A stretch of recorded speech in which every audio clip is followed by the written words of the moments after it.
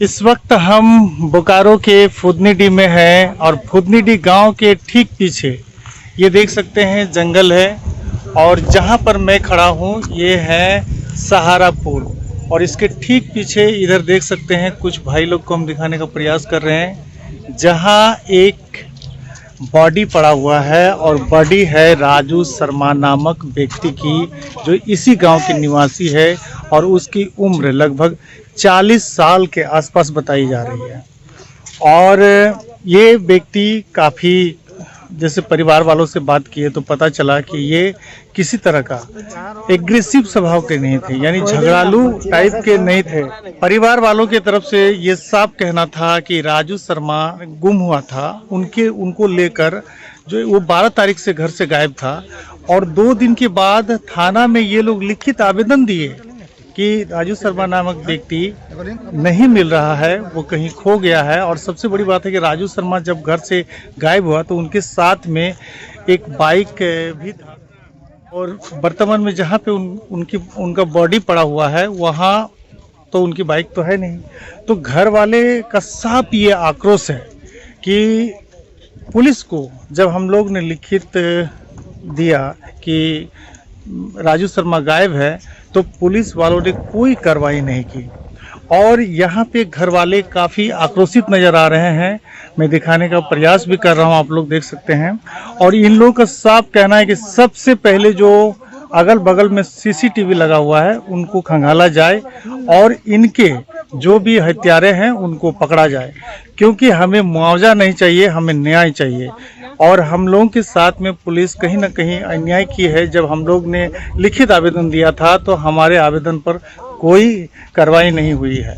इसको लेकर घर के लोग काफ़ी आक्रोशित है और सारे लोग चिंतित है, क्योंकि आए दिन आप लोग देख सकते हैं कि इस तरह की घटना की पुनरावृत्ति हो रही है। कुछ दिन पहले इसी गांव के इधर है फुदनीडी है इस साइड में, ये जंगल के ठीक उस पार, और यहीं पे विष्णु शर्मा नामक एक व्यक्ति की हत्या गोली मारकर कर दी गई थी। और आज कहीं ना कहीं एक और भाई की हत्या हुई है जिससे गांव के लोग भी काफ़ी आक्रोशित है। देख सकते हैं ये तमाम लोग कहीं ना कहीं इसी गांव के हैं और ये लोग भी काफ़ी आक्रोशित है कि इस तरह की घटना की पुनरावृत्ति क्यों हो रही है। लगता है कि प्रशासन की जो व्यवस्था है वो कहीं ना कहीं दुरुस्त नहीं है, इसलिए इस तरह के अपराधी, इस तरह के घटना करने वालों की संख्या बढ़ रही है। राजाराम शर्मा उर्फ राजू, हाँ उर्फ राजू, ग्राम फुदनीडी के निवासी और हमारे चचेरे भाई के पुत्र थे। उम्र में कम से कम हमको लगता है 30 के लगभग उम्र था, 30 के उम्र था। और वह निर्विवाद लड़का था, किसी के साथ में न गांव में किसी का दोस्ती था, न कहीं बाहर में किसी के साथ में झगड़ा झंझट इत्यादि इत्यादि कुछ करता था, ये नहीं था। 12 तारीख को घर से निकला। 12 तारीख को निकलने के उपरांत 2 दिन घर नहीं आने के कारण हम लोगों ने उसका सर रिश्तेदार लोगों से सब जगह खोजबीन करने के उपरांत जब वह हम लोगों को कहीं से पता नहीं चला तो 14 तारीख को चास मुफसिल थाना में जा करके ये एक सन्हा दर्ज करवाए जी।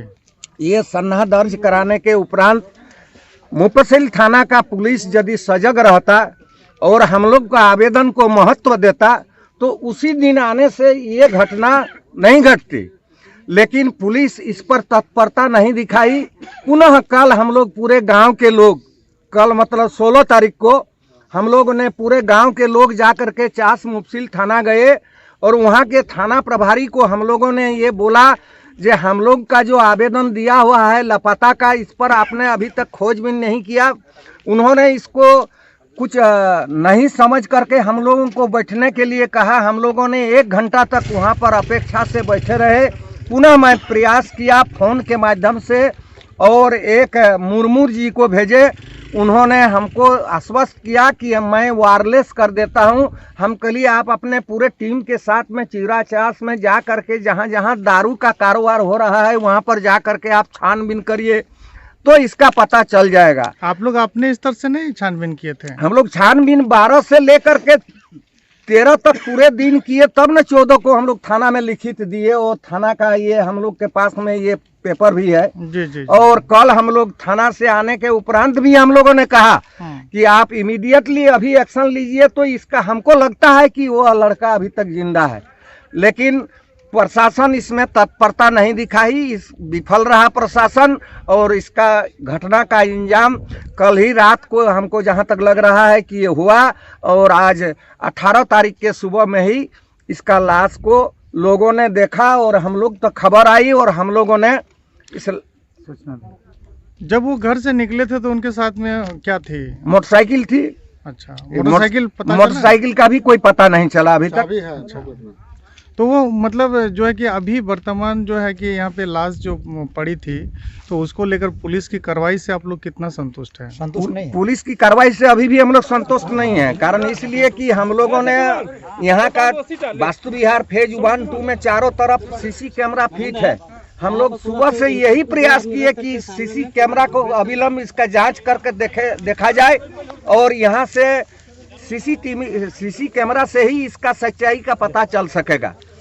तो आप लोग जब रिक्वेस्ट किए प्रशासन से, तो प्रशासन के लोग तो सीसीटीवी चेक करने भी गए थे? अभी गए थे, लेकिन सब अंधेरा दिख रहा है। उसमें टेक्निकल कुछ चीज है जिसको पूरा देने के बाद में वो साफ दिखाई पड़ेगा, तबे जाकर के उसका पूरा आंकड़ा आएगा।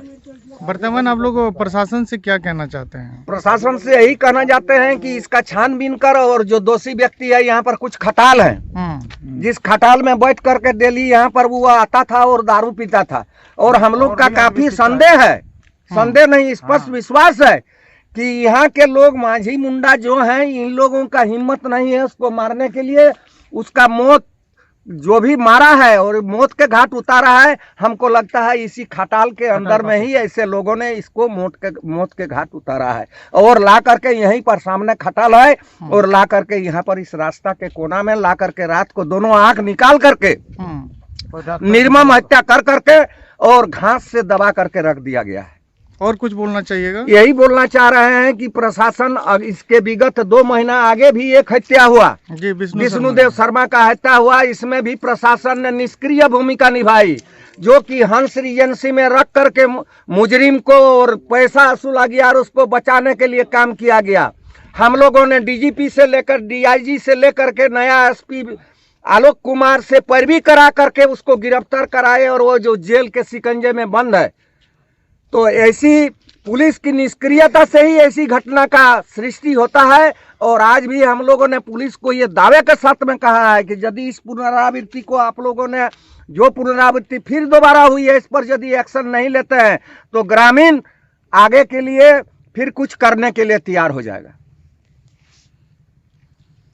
उसकी उम्र, सटीक उम्र क्या थी? अब 30 वर्ष बता रहे, कुछ लोग 40 के आसपास, 30-35, यही 30-35 40 मान लीजिए। बच्चे भी थे उनके? नहीं, उनके शादीशुदा भी नहीं थे। शादीशुदा भी नहीं थे। माँ बाप हैं? माँ है, पिताजी अंधे हैं, और वो बैठे हुए हैं खटिया पर। वो आज न कल इस गम को भुला सकते हैं तो ठीक है।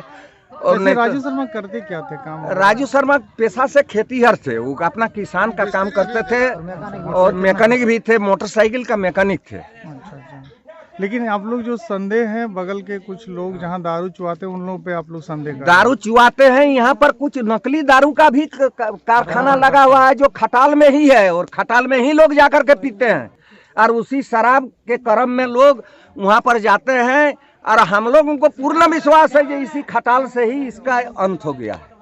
तो अभी प्रशासन के लोग आए, खोजी कुत्ता लेके आए, उससे भी जांच करवाए, सीसीटीवी भी खंगालने की बात की है, तमाम चीजें हैं, तो उससे तो संतुष्ट होना चाहिए ना? संतुष्ट कैसे होंगे? कुत्ता से संतुष्ट हम लोग नहीं हो सकते हैं। हम लोगों ने उन लोग को गांव में जा करके बोला, जो 2-4 लड़के उसके साथ में रहते थे, जिसके साथ में बैठा, खाना खाया, खाया पिया, उन लोगों से पूछने से इसका सही ताल्लुकात निकलेगा, जब वो वहाँ से कहाँ गया, कहाँ से घटना हुआ, और वहाँ पर कैसे इसका हत्या हुआ।